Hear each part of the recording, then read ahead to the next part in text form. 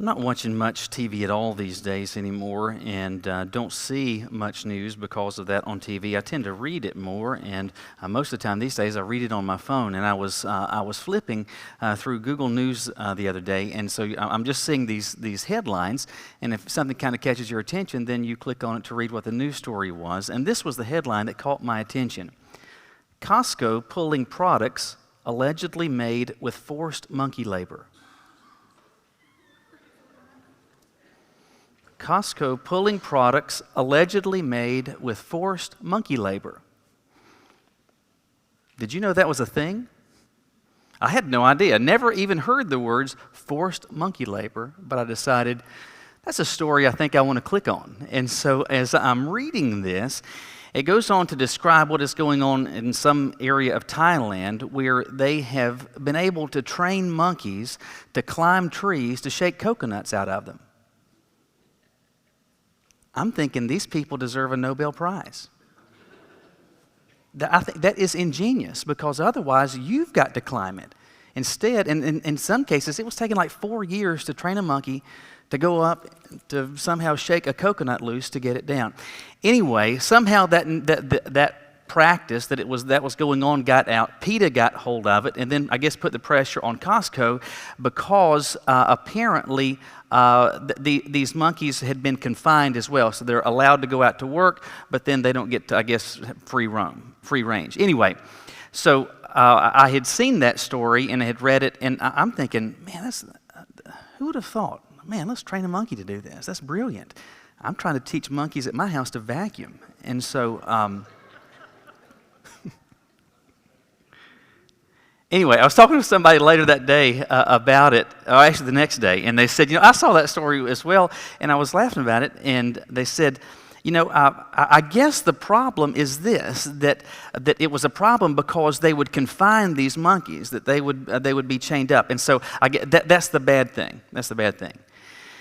And so I said in response, here's my thought though: if you have spent 4 years training a monkey to climb a tree to shake a coconut out, do you want to let it go? But let's just think historically in the United States and even around the world, where people don't have tractors and combines and massive farm and agricultural equipment.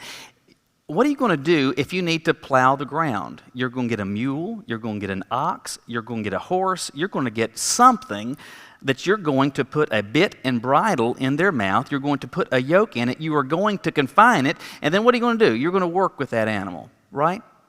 Are you going to, you don't want to mistreat it because you need that animal to help get this work done. We've been doing this throughout the entire course of human history. And if I've trained a monkey 4 years to climb a tree, I'm not going to let him just out of the cage when he's on vacation. And so when I said that, though, they said, that actually kind of makes sense. I kind of get the fact why you would confine them, because you don't want to lose them. And behind all of this is this thought, that the headline, the caption, the bit of detail that you get at this level seems to convey a message that if you think about it with broader context, you come away with a different conclusion. That if you just get the snippet, if you just get the headline, if you get just the caption, then you may wind up experiencing or landing in a conclusion that context might lead you to a different place. That's something that happens all the time in our society, in our culture. You see it in print media, like if you see a headline, the headline may say something that if you read the story, it seems like it's a different thought. It may be that there is on TV news. You'll see some caption, you'll see some headline, you think it's going to be talking about this, or even sometimes with products that we buy, we'll see some snippet that it looks like it's going to be this, but if you had more information, you'd realize that's not actually how it works. That's not actually what is going on. What I need is context, and if I had context, I would arrive at a different conclusion. Now, what's true in these other aspects of our lives is also true regrettably, oftentimes in our spiritual life as well. By that I mean this: there are a stack of verses in the Bible that are pretty well known, that oftentimes are very memorable in some of these, and there's nothing wrong with these verses. These are good verses. They contain, and they are actual truth. This is what God has said to us. But the problem is, what has regularly occurred is that these verses get shared in such a way that they become almost and effectively cliche. And they get to the point where they are so well known and they are so widely quoted that they get used in ways that actually is at odds with what the meaning actually is.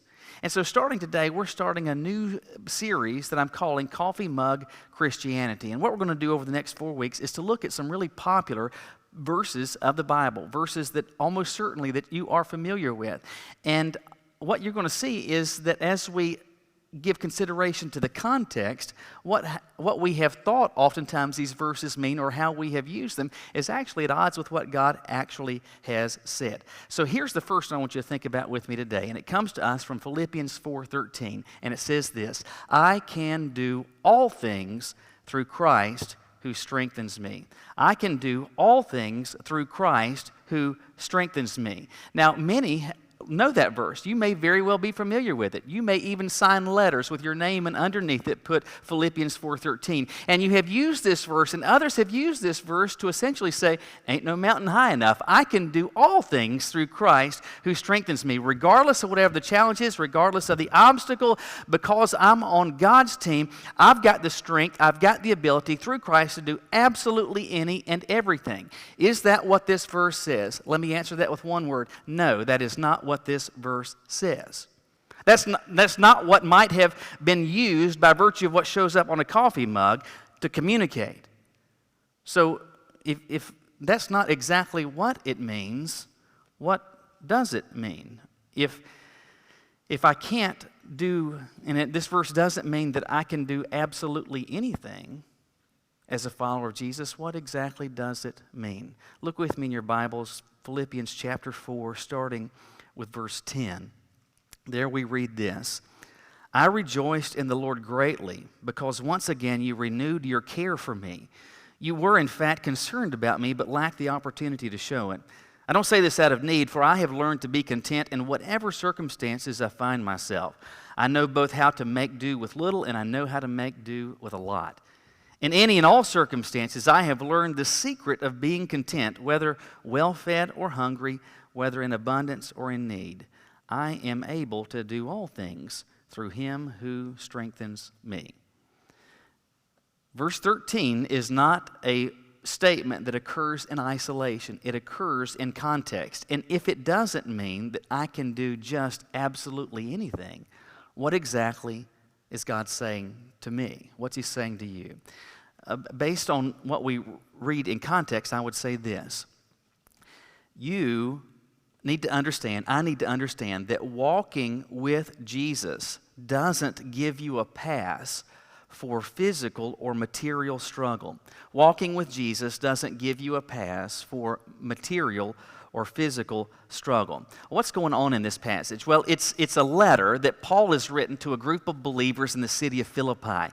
These were people that he came to know as God used him to plant a church in that city on his second missionary journey.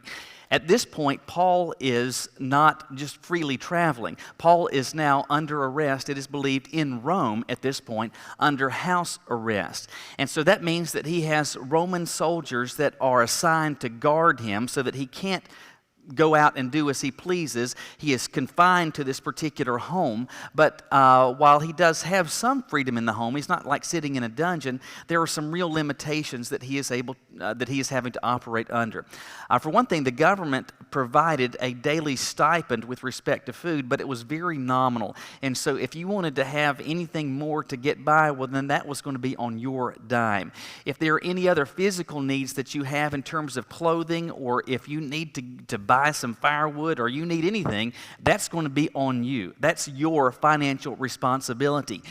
But you can't go out and work. Now, Paul is physically capable of doing that, but he's confined. He's under house arrest. And so he's got limited resources, and as he is experiencing these limited resources, the needs begin to ratchet up. And so Paul says in verse 10, he says, I rejoice greatly because you once again renewed your care for me. Now, what does that communicate? It's suggesting that the believers in Philippi had sent some money to Paul to help make sure that his needs were taken care of. And he says, you were in fact concerned about me, but lacked the opportunity to show it. And that's an appeal to the fact that where they were from where he was a distance of some 800 miles. It's not like you could put a check in an envelope and mail it and it was going to get there. You'd have to wait until there was somebody going from Philippi to the city of Rome that would be able to actually courier these resources to Paul. So they'd been waiting for some time to be able to help. And Paul is writing and he is expressing to them his real and profound gratitude for their generosity. And so what he describes, though, is like starting in verse 11, he says, I don't say this out of need. So I'm not trying to exacerbate my circumstances, rather because he says, I've learned to be content in whatever circumstances it is that I find myself. And then he says, I know how to make do with little, and I know how to make do with a lot. And then at the end of verse 12, he speaks of being well-fed and hungry. In short, what Paul is saying is that I have come to know and understand what it is like to experience life in the extremes.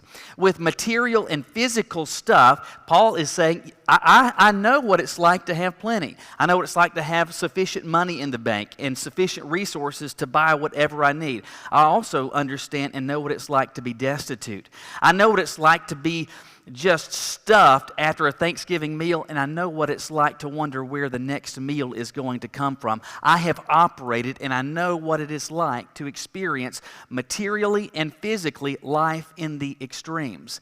And when we say that he knows what it's like to experience life in the physical extremes, he mentions specifically hunger, but I believe there is a principle here that expands and includes all the physical stuff that we experience. That Paul understood also what it was like to experience sickness and fatigue and exhaustion and having a bad diagnosis, and he also understood what it was like to be healthy and whole and feeling well. But as he is describing this, behind that description is an important principle, which is this.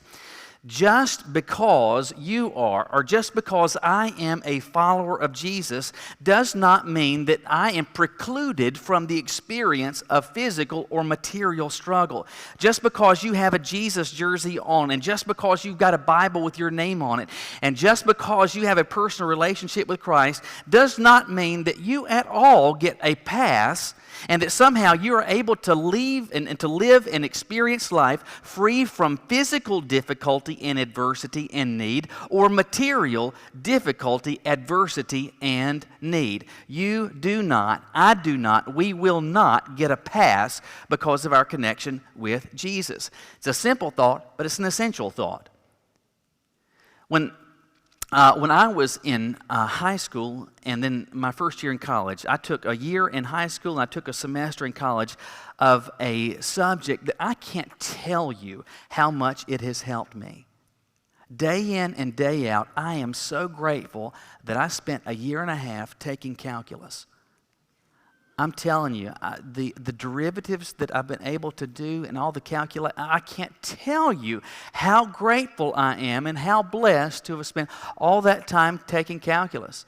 And it's amazing. Like, for example, I remember doing word problems in those classes where if you've got a 6-foot ladder that's leaning against a wall, I could tell you how fast it was going when it hit the ground.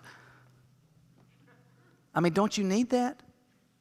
I mean, didn't you drop something the other day and say, I wonder how fast that was going when it hit the ground? You know, back then, I could tell you. I mean, it is so wonderful to have had all of that, all that experience and all that learning. It's been so beneficial. Now, I say that obviously in jest because I don't use it. However, I am grateful in particular for the experience of taking calculus in college. I took it as my first semester of my freshman year, and how it worked at Garden Web at that point was this. If you had a math SAT score high enough and an incoming GPA significant enough, they would invite you to take calculus. Anybody could sign up for it, but if you were invited to take calculus and you got a C or better, they would give you credit not only for calculus, they'd give you credit for math 211, whatever that was. And so that meant by taking 3 hours, you got 6 hours worth of credit. Well, the core requirement said that you got to have 6 hours of math credit while you're there. And so it was like buy one, get one free. It was wonderful. It was wonderful. So I took this, and because of my experience in this, because I get a B in this, then I get credit for another class. I don't have to take another class. I don't have to sit under another series of mathematical lectures. I don't have to take anything else. I get credit for it because of my experience, because of what I have been through, because of my special status. I somehow get to avoid that. I get to opt out of it. Regularly in life, we experience circumstances and we achieve, as people or as Americans, particular statuses that give us the ability to, in effect, opt out of some things that otherwise would have to go through, that we may want to avoid. What I want you to understand is that there is no opting out of physical and material difficulty. You do not, by virtue of your connection with Jesus, even though it is real and sincere and absolutely changed your life, you do not, I do not, and will not get a pass from it. And especially when you think about what's going on with the pandemic, some of you, and there may be plenty in this room, that right now everything is fine. You've still got a job and you're working hard and it seems like business is good. But understand this, just because of your connection with Jesus does not mean that this week you don't hear that there are corporate downsizing decisions that have been made and you've lost your job even though you're a model employee. Just because you've got a connection with Jesus and just because you feel really good now does not mean that you might not go to the doctor this week, them come back with some test results and say, I'm sorry, but we found cancer. Just because you've got a personal connection with Jesus does not mean that somehow, because of choices that you had nothing to do, because of the loss of a job, even though you were a good and model employee, does not mean that you could not wonder sincerely, where's our next meal going to come from? And actually have to pass on the experience of a meal. Again, this is simple, but we've got to get this straight. We've got to know this in our mind. It doesn't make any difference what the coffee mug says.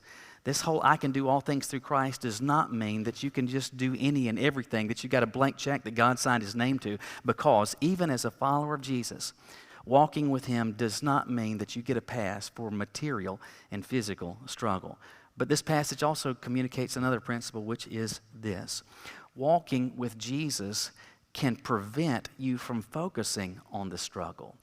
Walking with Jesus can prevent you from focusing on the struggle. In verses 11 and 12, there is a term that hopefully you note because it's used twice. He says in verse 11, he says, I'm not saying this out of need because I've learned to what? To be content. In verse 12, he says this, I have learned the secret of being content. So he uses this word twice. That ought to catch your attention. The problem is this. The Greek only uses the word once. In verse 11, there is the word that's used, content, and it's used how we tend to use it, which is to say that I know what it's like, I've been through this experience, I know what it's like to be okay with. Like if you're content, you say, oh, I'm fine. It's kind of like when the waiter or waitress says, would you like some more to drink? And you say, no, I'm fine. You're essentially saying whatever's in your glass, you're content with that.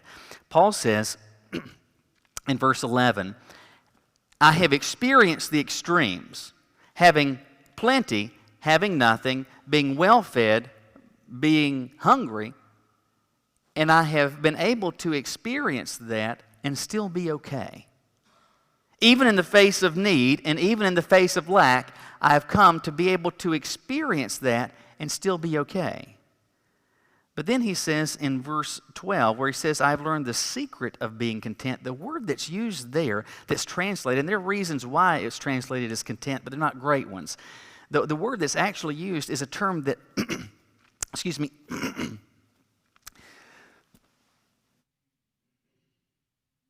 well, anyway, he says, I have learned the secret of being content. That word literally means to be initiated. And it was a term that was most often used by like secretive religions to describe this concept of being initiated where there was understanding or enlightenment that you have that others don't. So if I could take those thoughts and put them together, Paul is communicating this reality. I've been able to go through the experiences of extreme in life. I know what it's like to experience physical need and material need. I know what it's like to have physical and material abundance. I know what it's like. I've been through that experience and have been able to get to be and achieve a point where I am okay because I've been initiated in this experience, and it has brought understanding that I did not have otherwise.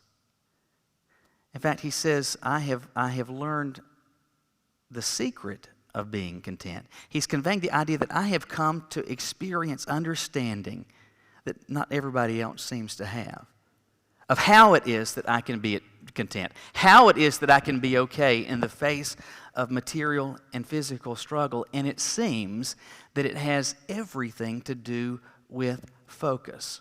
It seems to have everything to do with focus. That he can, whether it's everything or nothing, where it's having little or much or little, his ability to experience contentment, to be okay, seems to have everything to do with focus. Back in January, I had to go to the periodontist, and they were preparing for this procedure, and they needed to make it's a stent is what they called it, but it's like a plastic tray that's would look essentially like your upper dentures almost, that you would put in there because they were preparing to do this gum work. Anyway, so what they needed to do, and maybe you've had this before, is that they needed to make an impression. They need to make a mold. And so they take this metal tray and they put some sort of goop in it. I don't know what it is, but it's just kind of rubbery mess. And that they fill that in there, and then they put it in your mouth. And then the hygienist or the nurse, whatever she was, she said, I've got to hold this in here for a minute. Okay. All right, so she's doing that, and the more that she presses, the more it's squeezing out, and it's starting to go down my throat. And like my eyes are beginning to.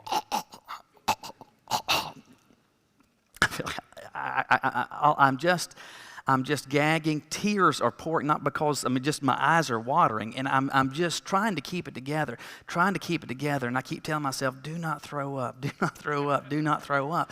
But it's all I can, and she can, and I'm squirming. This is terrible. I'm white knuckling it. It's just absolutely terrible. And so the other hygienist is in there, and she says this: wiggle your toes. Wiggle your toes. Think about your feet. Wiggle your toes. Move your feet. Wiggle your toes. Move your feet. And I'm telling you, I was kind of wanting to kick her with my wiggling toes and my feet, but I did what she said. And I was wiggling my toes and twisting my feet. Wiggling my toes, twisting my feet.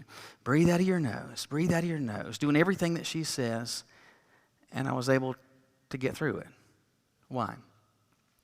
Because I quit focusing on the fact that I was choking on this mess that they've put in my mouth.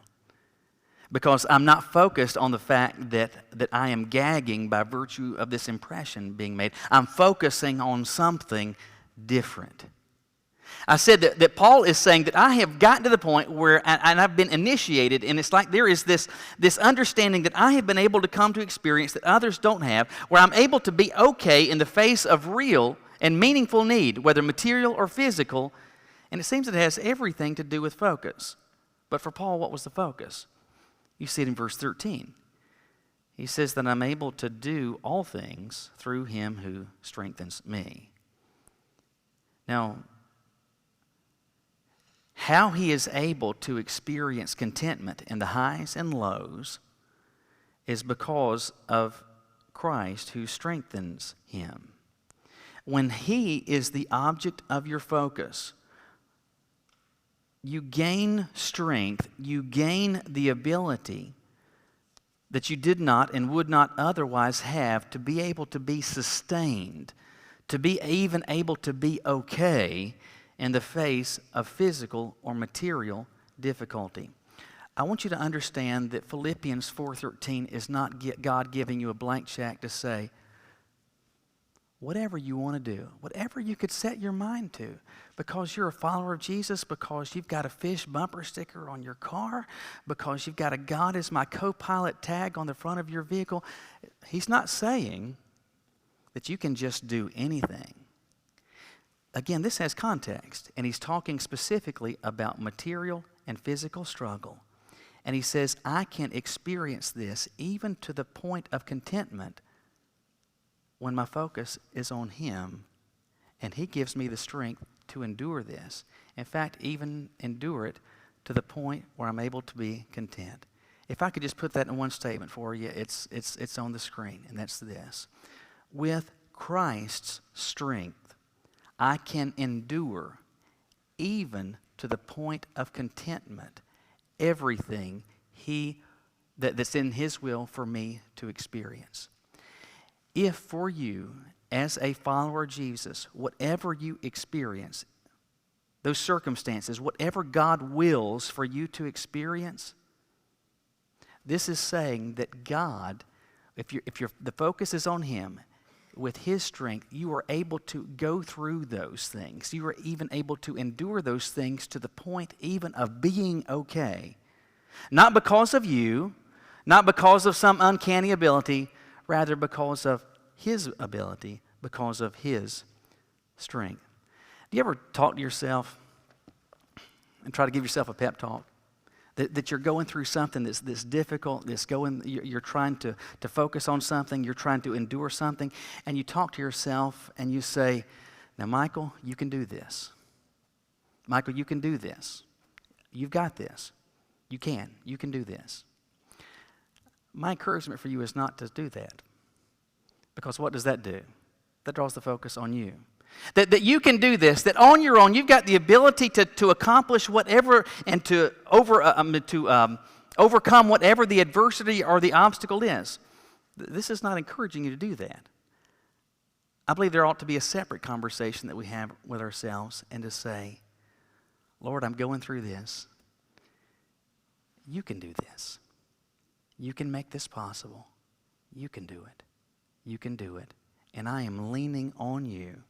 And I promise you, as you do that, you can endure, even to the point of contentment, everything that is His will for you to experience. Listen, I don't know what's around the corner for myself. I don't know what this week is going to look like for myself. To say nothing about what the experience is going to be for you and what adversity may just be around the corner. What I can tell you is this. When you decide and when you take seriously making the Lord your focus and say, Lord, I need you. I'm at the end of me. Michael can't do this, but you can. And my focus is on you as I go through this. As you do that, what you will experience is strength to endure, even to the point of contentment. Why? Because Paul also says that his strength is made perfect, not in my strength, but in my weakness. I can do all things through Him who gives me strength. This isn't a blank check. It's talking about physical and material struggle. And he's saying that for you as a follower of Jesus, you're able to go through those things. And that walking with Jesus, you don't get a pass on it, but when you're walking through it with Jesus, your focus doesn't have to be on those, provided that your focus is on Him. So my question is this. Strength is available. Strength will be provided. The question is, will you use it? Will you bow your heads with me?